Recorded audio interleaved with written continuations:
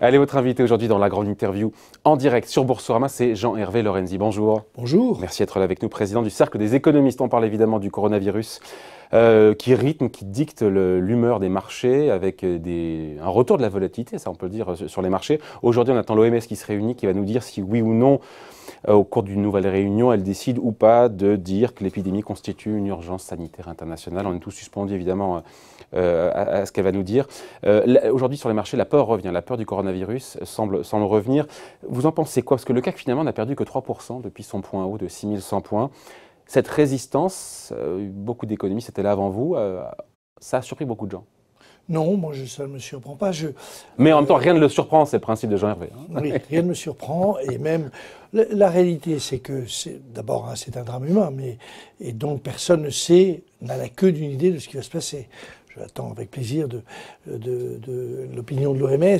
On dit qu'ils sont aussi influencés par par tel ou tel lobbying politique. Donc, je me méfie toujours de ça. Ce qu'on peut dire de manière à peu près sérieuse, c'est que on va voir la croissance chinoise diminuer peut-être de quelque chose compris entre 1 et 2%. Ouais. 1 à 2 points, il faut être précis, en rythme trimestriel annualisé sur le premier trimestre. Pardon pour la précision, mais c'est important. Vous avez totalement raison, sachant que personne ne sait si l'affaire ne peut pas durer plus longtemps. On est donc sur quelque chose qui est gérable. À vous écouter. De l'ordre de ce que la réaction des marchés, c'est-à-dire le monde va assister avec un grand intérêt à la réaction chinoise, qui est quand même pour nous, demeure quand même sur beaucoup de sujets un peu une énigme, la manière dont fonctionne et la réalité des chiffres chinois, on va voir ce qui se passe. C'est dramatique sur un plan humain, mais je ne crois pas que ça va bouleverser l'économie mondiale. Si on parle d'hypothèse que l'économie mondiale est de l'ordre de 3% en croissance cette année, peut-être qu'on va perdre 1 point, 0,1 point. Ah ouais, un point, c'est violent. 0,1 point ou 0,2 points, c'est sauf qu'on était sur un point de tangence. On avait justement une forme de stabilisation du commerce international, de l'industrie. Et là, voilà, c'était une base pour repartir tout doucement, et ça arrive au mauvais moment. Là aussi, je ne suis pas tout à fait d'accord avec ça. Je crois que l'économie mondiale n'a pas totalement terminé la réduction de sa croissance. C'est-à-dire que les 3% sont plutôt la fourchette haute de... Ah bah c'est pire encore. Si pour vous, on est en phase de ralentissement, ça en rajoute une couche, non? Non, la croissance mondiale a ralenti, comme on peut en parler, puisque je suis un des premiers qui l'ai annoncé il y a déjà 4 ans. La croissance mondiale continue à ralentir dans les 2,6, 2,5, entre 2,5 et 2,8. Enfin, historiquement, c'est pas la fin du monde. Historiquement, ça n'est pas la fin du monde. J'ai juste une inquiétude, j'en ai une. C'est s'il s'avérait que ce virus atteignait l'Inde. L'Inde, c'est pas du tout la même compétence, la même capacité de réaction sanitaire qu'on voit à côté. C'est très impressionnant ce qu'on voit en Chine d'ailleurs. Et si, c'est très impressionnant, on voit les pelleteuses, etc. On les voit. Non, mais le confinement à grande échelle, quoi. Le confinement à grande échelle. Si par hasard, qu'à Dieu ne plaise, je prends bien cette expression, si il y avait finalement une diffusion qui touchait l'Inde de manière importante, là, l'histoire du monde pourrait changer. Parce qu'on est dans un univers avec le pays le plus peuplé au monde et qui n'a pas du tout la capacité de réaction de pays développés ni de pays technologiquement compétents et capables de résister à ça. Donc pour l'instant, eu égard aux infos qui sont les nôtres, les marchés ont raison de garder leur sang-froid. Les marchés ont raison de garder leur sang-froid. Il y a 2 hypothèses. L'hypothèse la plus vraisemblable, c'est que la Chine et le monde médical soient capables de comprendre très rapidement, de pouvoir résister, de pouvoir ceci, de pouvoir cela. Impact vraisemblablement 1/10 de croissance ou 2/10 de croissance sur l'économie mondiale et une stabilité. Concentrée sur le premier trimestre. Concentrée sur le premier trimestre. Ça, c'est scénario rose. Ça, c'est scénario rose. Hein, ça. Deuxième hypothèse, qui est une hypothèse la moins vraisemblable, mais qu'il faut toujours tout examiner, le fait que la diffusion se fasse dans le grand pays voisin, et là, les choses deviendraient très sérieuses. Donc c'est l'indicateur clé. Moi j'ai le pour sentiment, moi et l'indicateur j'en clé. parlais hier, et c'est glauque de dire ça, mais tant qu'il n'y a pas de mort en dehors de Chine, j'ai le sentiment que les marchés vont garder leur sang-froid, et que peut-être que la bascule justement, et ça dans le sens que vous dites, qu'il y ait des morts en dehors de Chine. Oui, c'est ça. Alors vous voyez bien qu'aujourd'hui, on repère une personne à droite, à gauche, qui souvent arrive directement de Non, mais Wuhan. pas infecté, je vous parle Voilà. de mort. Hein. Et on ne parle pas de mort. Donc tout le monde considère que c'est un phénomène spécifiquement chinois. Si ça touchait, j'allais dire, d'abord et avant tout, j'insiste sur ce point-là, l'Inde, le problème prendrait une dimension dramatique. Donc, qu'est-ce que vous conseillez, encore une fois, aux épargnants qui nous regardent, on dit quoi, qui sont investis sur les marchés financiers, qui voient ce retour de yo-yo sur le CAC 40, on fait quoi? On fait le gros dos, on scrute l'Inde, et là on se zigouille tout Non, cette affaire sera éclaircie dans son impact dans les 15 jours, 3 semaines qui viennent. Les marchés étaient prévus pour avoir une année 2020 qui continue en croissance, la croissance, et notamment les marchés américains et européens. Et donc, l'idée, c'est de se dire, il y a 15 jours, 3 semaines qui sont liés à un phénomène inconnu, enfin qui a déjà eu lieu une fois avec le SRAS, mais qui a tenu, et dès que ces 3 semaines sont passées, il est vraisemblable qu'on arrivera à retrouver ce qui était prévisible dans l'évolution, sur l'évolution des marchés, c'est-à-dire avec une croissance qui reste importante, 2,8, 2,9, 3, c'est important, avec des résultats d'entreprise qui sont bons. Attendu en hausse entre 8 et 10% sur 2020 entre l'Amérique et l'Europe. On voit quand même les premières réactions. On a vu c'était Starbucks qui disait en gros, on ferme 2000 cafés en Chine, les résultats du premier trimestre, ils seront sensiblement affectés. On risque d'avoir beaucoup d'entreprises qui nous disent finalement, parce que les boîtes sont plus exposées aujourd'hui au marché chinois qu'elles l'étaient en 2003. Oui, mais je crois qu'on a bien tout à l'heure précisé, contourné, j'allais dire, bien défini la réalité du sujet. C'est un sujet à 1/10 de croissance mondiale, ce qui est géant. Après, c'est quand même géant d'avoir ça. Il y aura des entreprises qui vont être touchées par ça. Il s'avère qu'on ne connaît pas la réaction comme, j'allais dire, de ce que peut être la Chine face à un événement de cette nature. J'allais dire, s'il est bien cantonné, une réaction ultra positive, c'est-à-dire une réaction comme ça a été le cas après le SRAS. Donc on ne sait pas ce qui va se passer, mais je ne suis pas convaincu que telle ou telle entreprise qui connaîtrait une difficulté passagère sur l'affaire de Chine entraîne la fin du monde. Bon, on a quand même la Fed hier soir qui se réunissait, sans surprise, on est resté en mode pause, en mode wait and see, mais Jérôme Powell, c'est l'un des premiers banquiers centraux à avoir parlé sur le sujet. Il qualifie cette épidémie de problème très sérieux. Voilà, la Fed veille au grain, la Fed surveille attentivement. On imagine, c'est trop tôt d'imaginer que la Fed pourrait agir au-delà des mots, on n'en est pas là du tout. Pas là du tout. Et le job de notre ami Powell est bien défini. Il faut qu'il parle d'un ton très sérieux sur des sujets qui disent que ce problème est un problème sérieux. Très franchement, il n'y a pas besoin d'être patron de la Fed pour sortir ça. Il le dit, s'il veut dire qu'il le prend en compte. Mais aujourd'hui, personne, pas plus lui que quiconque, n'a idée de l'ampleur et de l'impact que tout ceci pourrait avoir sur la croissance mondiale. Donc il a raison. Vous êtes raisonnablement optimiste, enfin pas optimiste, mais... Oui, j'essaye de garder, comme les marchés... Pas de stratégie, pas d'apocalypse, pas d'apocalypse, sauf si, comme je l'ai indiqué, pour moi j'ai un indicateur qui est... Et donc, si on déroule le fil de la pelote, imaginons, voilà, qu'est-ce qui se passe en Inde dans ces cas-là, voilà, Alors là, on rentre dans une crise mondiale parce qu'on touche un pays qui peut avoir une épidémie absolument géante. Parce que là, on n'est pas du tout dans le système, on est dans une démocratie, donc on ne peut pas cantonner 600 millions de personnes dans un endroit. On n'a pas la technologie chinoise qu'on voit apparaître sur l'écran et qui est incroyable. On n'a pas la capacité de réaction.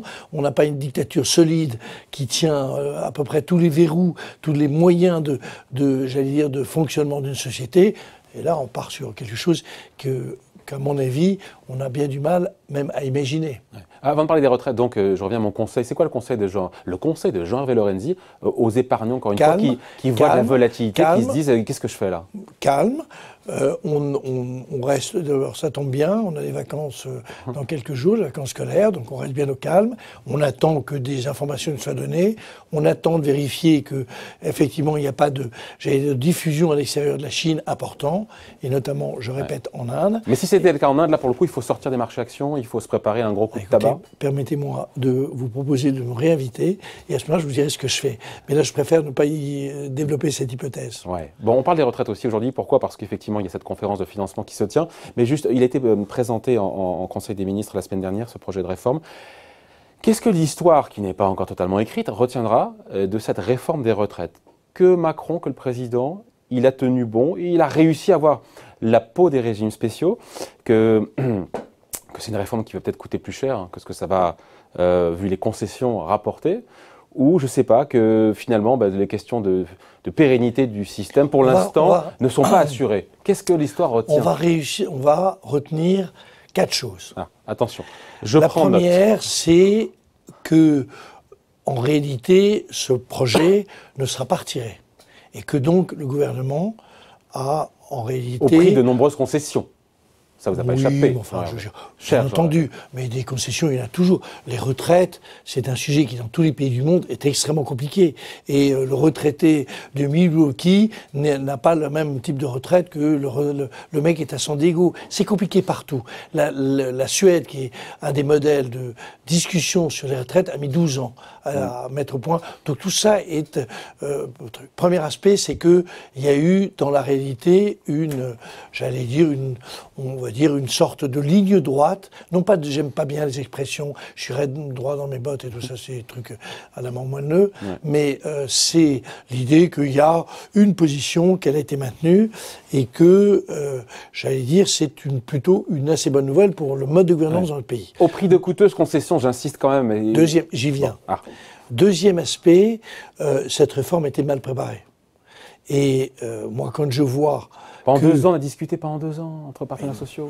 Pour répète, quel résultat? Pour un résultat. Non, mais vous êtes en train de l'évoquer. L'idée que l'étude d'impact sorte le vendredi avec 1000 pages. Enfin, ça veut dire à 1000 pages. Enfin, tout ça est absolument incroyable. On en parlait dès lundi avec l'OFCE. Il m'a remercié, Xavier Tambo, en me disant: je me suis tapé 1000 pages grâce à toi pendant le week-end. Et j'ai vu M. Delevoye, pour lequel j'ai beaucoup de sympathie, comme homme. Qu'est-ce qu'il devient d'ailleurs? J'en sais rien du tout. Mais je l'ai vu 10 fois pendant cette période. Et parmi d'autres, bien d'autres, aucune prétention à l'originalité, mais tous les sujets qui sont apparus, les enseignants, enfin, il fallait un enfant de 3 ans pour savoir qu'il y avait un problème. J'allais dire tous les sujets de l'impact, le fait de la démonstration que c'est redistributif, puisque cette réforme a été lancée par les économistes de gauche. Oui. Je veux dire, que donc c'est pas antisocial. On va réduire les pensions entre les 10% les plus riches et les 10% les plus pauvres passera de 7 à 5. Enfin, voilà, donc c'est redistributif. On aurait pu le dire. Donc que tout ça aurait dû être dit bien avant et exprimé de manière pédagogique, etc. Deuxième remarque. Troisième remarque, c'est que le débat dans notre pays a été d'une nullité absolue. Parce que entre, je ne sais pas, tel ou tel, je ne vais pas citer de nom, mais un leader, je vais le citer. Philippe Martinez, c'est ça? Non, Dupont-Aignan. Non, parce que c'est pas lui. Dupont-Aignan qui dit tout le monde est perdant.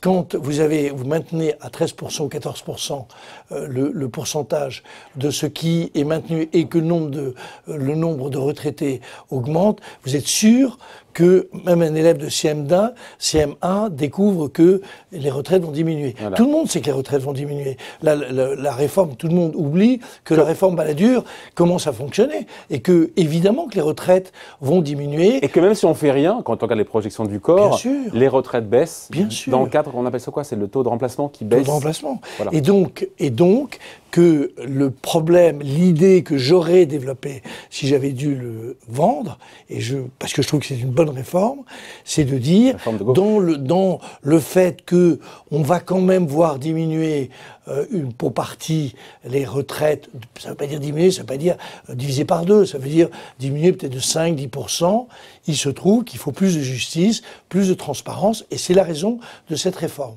puisque le régime par points permettent ont cet impact-là. Premier aspect. Le deuxième qui consiste à expliquer que les régimes, alors il y a une confusion dans les termes, capitalisation, c'est-à-dire ce que nous traitons les uns les autres, et retraite par capitalisation. Le premier secrétaire du Parti socialiste dit qu'on confond les deux, et donc ça sort cet épisode ridicule de BlackRock, comme si il y avait dans la loi des fonds de pension. Ils ne savent pas que ce qu'on appelle régime par répartition, par capitalisation, c'est des fonds de pension. Que le seul fonds de pension qui existe dans notre pays, c'est les fonds de pension pour les fonctionnaires, c'est l'après-fonds, c'est non. Et le fonds de réserve des retraites collectif, lancé par Lionel Jospin. Ouais. Donc tout ça, cette confusion me navre. Bon. Voilà. Alors maintenant, quatrième remarque, vous avez soulevé le sujet, je ne crois pas que l'on fasse une transition d'un régime de retraite à un autre sans que ça coûte plus d'argent. Aujourd'hui, 13,8% de la richesse du PIB va vers les retraités. Je pense en réalité que les différents aménagements, qui ne sont pas non plus monstrueux, on est en train de dire on fait état de régime plus chaud, mais non. On aménage, on discute avec des gens qui ont des carrières assez différentes. Évidemment que ça va nous coûter, j'allais dire, étalé sur une dizaine d'années, ça va nous coûter un peu de plus. Absorbable. Après, il y a ce débat, encore une fois, sur le déficit du système des retraites qui était à venir. Et Laurent Berger l'a rappelé hier en disant, mais le déficit dont on parle, si tant est qu'il y ait bien 12 milliards d'euros en 2027, ça ne vient pas des dépenses, ça vient des recettes. Il n'est pas le seul à dire ça, je ne sais pas ce que vous en pensez, en disant mais c'est la faiblesse des cotisations, notamment la baisse de la contribution des employeurs publics à venir, puisque le taux de cotisation publique est beaucoup plus élevé, 70%, il doit converger vers 28%. Le fait que quand l'État dit sous Macron, mais c'était fait sous Sarkozy aussi, on allège sur les heures supplémentaires, on désocialise pour les heures supplémentaires, ben ça fait des cotisations en moins qui rentrent aussi dans le système. Quand on dit au-delà de 10 000 euros par mois dans le nouveau système à venir, on ne cotise plus au-delà de 2,8% qui n'aura droit à rien, ça fait 3 milliards d'euros de cotisation en moins dans le système. Donc le problème, est-ce qu'ils ont raison ou pas de dire mais il faut arrêter de se focaliser sur les dépenses qui ne dérivent pas, c'est ce que dit Laurent Berger, il faut regarder du côté des recettes. Clarté. Il y a deux sujets qui sont... C'est faux, c'est évidemment juste. Mais il y a deux sujets. Il y a un premier sujet qui sont les déséquilibres, j'allais dire, de court terme, moyen terme, puisqu'on va jusqu'à 2027, on regarde ces 12 milliards. Entre nous, les foliganderies de l'EPR, ça aura coûté autant. On n'est pas non plus... Les économies, ça sert à avoir des ordres de grandeur. C'est pas la fin du monde. Alors pourquoi est-ce qu'Edouard Philippe s'excite sur ces 12 milliards d'euros ? Ah oui, il faut juste vous poser la question. Il va venir demain à l'école. Je pense qu'il y a on va trouver un arrangement, un accord avec toute une série de mesures. Il y aura évidemment, j'allais dire, un peu de durée dans la réalité du temps de travail. Il y aura une mesure d'âge. Pour vous, on n'y coupera pas, il y aura une mesure d'âge. C'est ce que dit le MEDEF, c'est ce que dit le Premier ministre. Mais non, mais attendez, le mesure d'âge, c'est pas ça le sujet. Le sujet, c'est comment j'emploie, parce qu'il faut voir que tout le monde doit s'y mettre. Comment je fais que les gens de 60 à 64 ans, qui ont un taux d'emploi mais qui est abominable, à 30%, qui est très faible, 20 points de moins que la moyenne européenne. Comment est-ce qu'on fait qu'on les garde? Ça, c'est le vrai sujet. C'est le vrai sujet de cette affaire. C'est pas le sujet. Savoir si on va durer. C'est le sujet du MEDEF. Oui, c'est pour ça que tout le monde doit se relever les manches dans cette opération. Et quand on dit on va passer à 64 ans, c'est symbolique, puisqu'on est déjà à 60, quasiment on y sera. Et Laurent Berger a raison de dire nous ne focalisons pas là-dessus, d'autant plus que le problème des annuités est très important, parce que c'est pas la même chose de démarrer un boulot à 15 ans ou de le démarrer à 27 ans ou à 25. Ouais. Donc tout ça, c'est soluble et on va faire un petit mix de tout. Ouais, et puis vous avez un deuxième sujet. Ça sera comme un casse-tête, pardon. Vous êtes positif et vous avez raison. Mais ça va être un casse-tête ces 3 mois. Je veux dire, les positions sont très antagoniques entre les partenaires sociaux aujourd'hui, entre ceux qui contestent totalement FO et CGT, et même entre rapprocher la CFDT et le MEDEF. Bonjour, ça va pas être facile. Vous m'avez déjà réinvité pour l'affaire chinoise. J'accepte votre deuxième invitation pour vous dire que ça va se régler. Ce sera dans les 3 mois qui viennent. Évidemment que ça va se régler. Moi, j'ai assisté de très près à la négociation. C'est très habile d'ailleurs d'avoir mis comme l'homme de l'Agirc Arrco comme animateur. C'est malin, ça. Hein. C'est très malin. Et ils ont négocié et ils ont trouvé une solution. Parce qu'il y a déjà un âge pivot. Tout ça, c'est... Donc, il y aura un petit peu de quoi? Alors, ça sera un cocktail de quoi, ces mesures? Un cocktail. Moi, j'ai participé il y a très longtemps à l'élaboration du fonds de réserve des retraites. Il était destiné à ça. Donc, il était destiné à avoir un volume de 300 milliards d'euros, et non pas les 20 ou 30 milliards qu'il a aujourd'hui, parce qu'on devait y mettre toutes les recettes des nationalisations. Ça n'a pas été le cas. Mais des privatisations, on veut dire. Des privatisations, pardon. Oui. Retour à le futur. Vous avez raison, merci. Réinvitez-moi. et donc, il y aura un peu de fonds de réserve des retraites, il y aura vraisemblablement un peu de cotisation. Non, mais sur le fonds de réserve, sur les 30 milliards, il y a déjà une partie qui est préemptée, il faut arrêter. C'est très peu. Vous en avez parlé tout à l'heure, on va reprendre un petit bout de la CRDS. Qui est déjà préempté pour la dépendance. Oui, mais on va trouver... Ah non, la dépendance, c'est autre chose. Et c'est juste 7 milliards, la CRDS. Ah non, et puis la dépendance, c'est beaucoup plus. La dépendance, c'est entre 50 et 100 milliards d'euros à venir. Donc ça, c'est un énorme sujet. Moi, je parle pas. Voilà. Donc, il y aura un cocktail de mesures, on va un peu augmenter des cotisations, etc. Après, vous avez un deuxième sujet. C'est est-ce que vous maintenez ou diminuez le montant de ce que les Français, c'est-à-dire les jeunes et les actifs, dédient à la population des retraités. Il est venu Artus pour parler de ça ici. C'est ça le sujet. C'est le sujet. Pourquoi les jeunes? Il faut expliquer là. Il va bien falloir que quelqu'un paye les actifs vont payer pour les retraités, ça c'est le régime par répartition, et les jeunes dans cette affaire-là, si vous consacrez trop de financement à vos retraites, vous y rajoutez un point de PIB, peut-être un peu plus même. Qui paye? Évidemment, vous mettrez moins pour la formation, pour tout ce qui permet aux jeunes de s'intégrer sur le marché du travail. Donc, vous avez en réalité, à court terme, l'accord doit se faire de la manière suivante.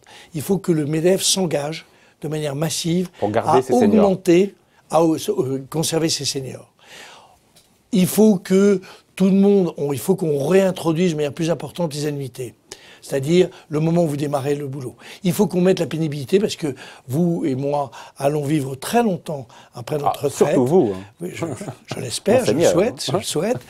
Alors qu'il y a des métiers où les gens ont au fond, des disponibilités de vie à la retraite assez courtes. L'espérance de vie à la retraite d'un cadre par rapport à un ouvrier, il y a 50 plus quand on est cadre. Bien sûr. C'est QFD. Donc c'est absolument horrible. Donc tout ça ça c'est la négociation jusqu'à 2027. Après, vous avez à reconvaincre l'ensemble des partenaires sociaux que le régime par points, dans un dispositif où les jeunes et les actifs vont pas payer exclusivement, vont pas passer leur temps à payer pour les vieux, c'est-à-dire, moi, ce ne sera plus le cas, mais pour mes successeurs. Et donc, il faut bien, à un moment déterminé, qu'on trouve, j'allais dire, quelque chose qui est plus transparent et plus égalitaire. Et ça, le régime par points l'est. Même avec les petites modifications pour les avocats, pour les ceci, pour les cela. J'aurais été convaincu que vous me diriez, il faut travailler plus, quoi. C'est comme la vulgate. Monsieur, mais vous n'avez pas besoin. Non, mais moi, je me dis, cette réforme, effectivement, elle est redistributive, mais... on vit plus longtemps à la retraite. Pourquoi est-ce qu'on ne fait pas comme tous les copains en Europe qui ont tous retardé ou on travaille plus longtemps en prenant en compte évidemment les spécificités si on est rentré tôt, si on est cadre et qu'on est rentré plus tard, etc., etc. Pourquoi est-ce que... Mais on est déjà à 63 ans et des poussières. Donc, c'est l'âge où on liquide. Arrêtons de raconter que, alors moi je connais bien le système de retraite, je connais bien tous les systèmes de retraite en Europe. Il y a une partie de bidon aussi. Quand on vous dit les Allemands sont à 67 ans, c'est une plaisanterie. Pourquoi ? D'abord c'est étalé dans le temps. Oui, bien sûr. Et deuxième chose, la Grande Alliance avait ramené l'affaire des Allemands, je ne sais plus, à 65 ans, etc. Dans les autres pays, le vrai sujet c'est comment est-ce que sont maintenus les gens au travail. C'est ça le fond du sujet, qu'on arrête cette espèce de foligandrie française, qui est la seule spécificité française, c'est pas le départ de l'âge de la retraite, c'est le fait qu'à partir de 50 ans, on vous fait plus progresser, vous n'êtes plus dans la ligne d'un travail qui pourrait durer 15 ans. C'est ça le vrai sujet. Le taux d'activité des plus de 50 ans a aussi augmenté sur 20 ans parce qu'on a aussi repoussé l'âge légal de départ à la retraite. Tout est un ensemble. Voilà. Mais c'est ce qu'on appelle un système. À la fois, vous le repoussez, mais c'est le cas dans les faits. Les Français ne sont pas idiots. Pourquoi croyez-vous qu'ils repoussent ? Qu'on voit partout les gens partir plus tard à la retraite ? Parce qu'ils ont bien compris que les retraites pourtant, 2 tiers des vont Français diminuer. sont contre l'âge pivot. Donc s'il avait intégré... Parce que vous avez déjà vu un sujet en France pour lequel vous ne trouvez pas 2 tiers des Français qui sont opposés. Donc c'est pas un argument qui me séduit complètement, parce que la réalité, c'est il y a le discours et la réalité dans notre pays. Toujours la réalité. Ouais. La réalité, c'est que l'âge de la retraite est en train de se repousser naturellement. Pas la peine d'en faire le cadre, le cœur d'une réforme. Et deuxième aspect, c'est que les entreprises françaises n'ont pas pris la mesure de ce qui est le vrai sujet, c'est-à-dire le maintien. Et ça, c'est le boulot du MEDEF, il l'a dit clairement, Jean-Hervé. On se quitte là-dessus juste. Laurent Berger dit, parce que peut-être que ça se passera bien, ces négociations, pendant ces 3 mois, peut-être pas. Vous êtes positif en disant, ils vont se mettre d'accord, ils vont trouver. Mais imaginons que ce ne soit pas le cas. Il a dit, il est hors de question, Laurent Berger, il dit que l'âge pivot revienne par la fenêtre. Est-ce que vous connaissez un négociateur qui rentre dans une négociation, bombe pas un peu le torse, c'est ça, hein. Et qu'on se dit, je suis sûr qu'on va trouver une solution. Non, il est fondamentalement opposé. Il n'y a pas de solution en 2 ans, il faut en trouver en 3 mois. Voilà. Vous avez intérêt à présenter l'allongement qui aura lieu, de toute façon, tout le monde le sait, je veux dire, il n'y a pas besoin d'être un devin pour savoir que les Français repoussent ce truc. Il y a deux choses, il faut prendre en compte les annuités, c'est-à-dire de manière sérieuse, le moment où les gens rentrent sur le marché du travail. Donc c'est l'âge pivot individualisé. Il faut faire un âge pivot individualisé. Et deuxième aspect, la pénibilité des jobs. Il y a des jobs, vous venez de la rappeler, 5 ans de différence de vie à la retraite entre des catégories et d'autres. Ouais. Je veux dire, il n'y a pas besoin d'être ni de droite, ni de gauche, ni CDT, ni ceci, pour dire on peut essayer de résoudre ce problème de manière intelligente. Et ce sera le cas. Allez, merci d'avoir été avec nous. Toujours passionnant de discuter comme ça entre copains. Merci beaucoup, Jean-Hervé Lorenzi, donc président du Cercle des économistes, invité de la grande interview en direct sur Boursorama.